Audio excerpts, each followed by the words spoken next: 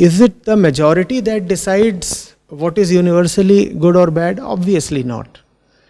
The majority just consists of persons, and all those persons are conditioned in their own ways. The conditioning might be of different types, the conditioning might show up in different ways among different individuals, but nevertheless, the common thing is that all are conditioned. It's like saying that all are diseased. It's just that the symptoms of the disease are different in different people. Are you getting it? And those different people call themselves as different from each other depending on the symptoms they exhibit. So if the central disease, which is common to everyone, which pertains to an obfuscation of health, so if the central disease shows up in someone as a high temperature, then that person starts identifying with his high temperature and starts taking that high temperature as his central identity. Compared to him, in the next person, that disease shows up as high blood pressure. Now this person with high BP thinks of himself as someone who is centered around high blood pressure. And these two think of themselves as different from each other. This one says, I am the one with high temperature. The next one says, I am the one with high blood pressure. So they are convinced that their lives, their opinions, their worldviews, their identities are divergent. They even may get conflicts. They get into conflicts with each other. But the fact remains that these two are very much alike. They share a central common disease. So that which you call as the majority is actually just a conditioned lot of people. It could be a majority, it could be a minority. How does it matter? 100 drunkards versus 10 drunkards, how does it matter? Just because something is a majority view, it holds no credence. Just because something is a minority view, that doesn't make it any special. Who is the one holding that view? Has the person taken care to cleanse his mind?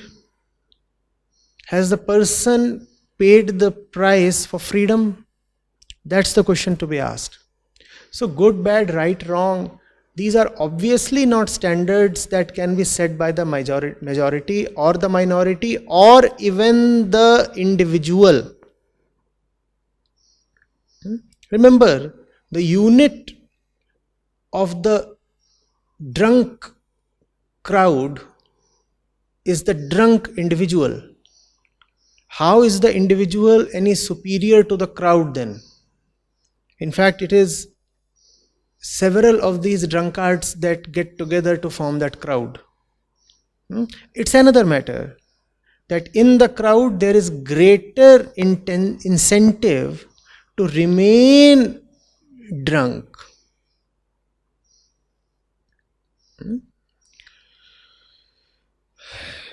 Is it a better choice for an individual to believe in himself rather than the majority and live by his own beliefs? No, not at all. Whether you go by the standards of the mob outside of you, or whether you go by the dictates of the mob inside of you, it's much the same thing.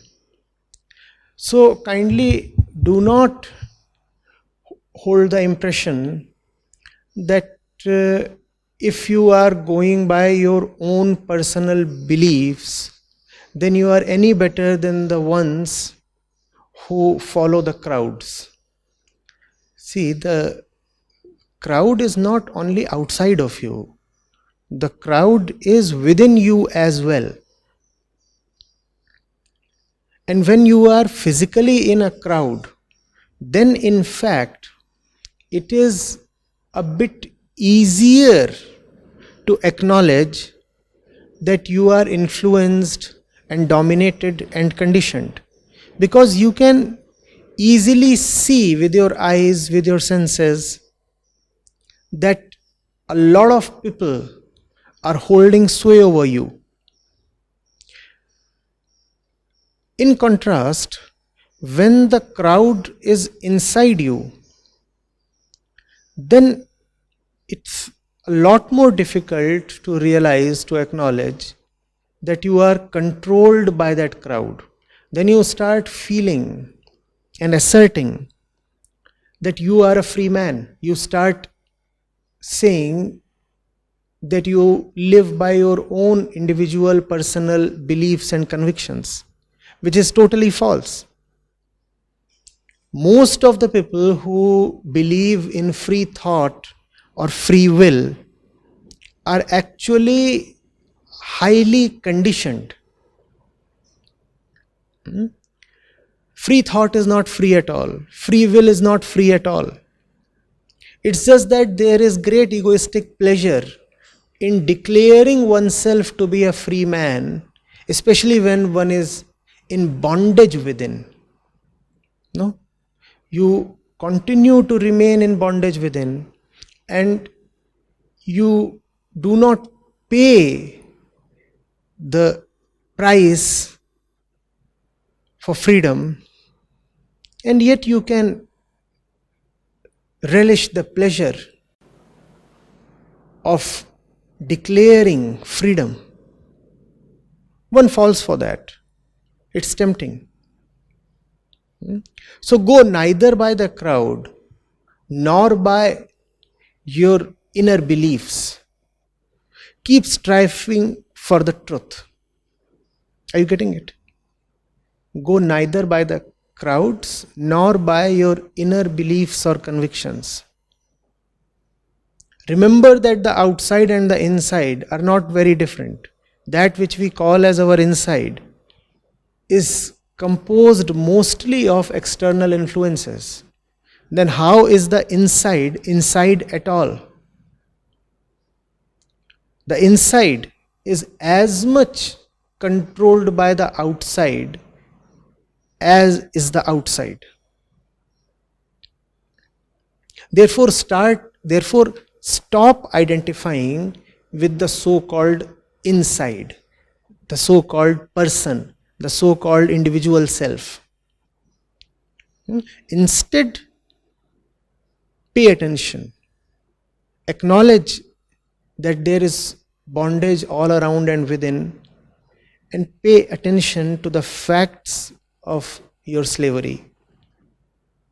That will enable you to move towards the truth, to have the freedom to enter the truth.